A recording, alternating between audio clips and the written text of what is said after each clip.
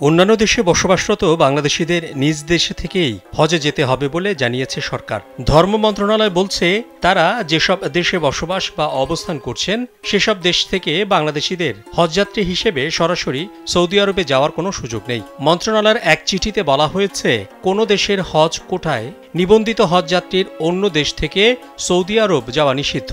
এটি সৌদি আরবের হজ ও ওমরা মন্ত্রণালয়ের হজ সম্পর্কিত আবশ্যিক নির্দেশনার 14 অনুচ্ছেদে বলা হয়েছে। মন্ত্রণালয় বলছে, কিছু এজেন্সি বিদেশে বসবাসরত বাংলাদেশিদের নিবন্ধন করে বিদেশ থেকে সরাসরি সৌদি আরবে নিয়ে যাচ্ছেন। এর ফলে হজ ব্যবস্থাপনায় নানা সমস্যা সৃষ্টি হচ্ছে। মন্ত্রণালয়ের এই চিঠিতে বলা হয়েছে, এভাবে পাঠালে নুসুক মাসার সিস্টেমে হজযাত্রীর ফ্লাইট সহ প্রি অ্যারাইভাল তথ্যাদি দেয়া সম্ভব হয় না। এছাড়া তাদের স্বাস্থ্য পরীক্ষা করে মেনিনজাইটিস ও ইনফ্লুয়েঞ্জা টিকা দেয়া যাচ্ছে না।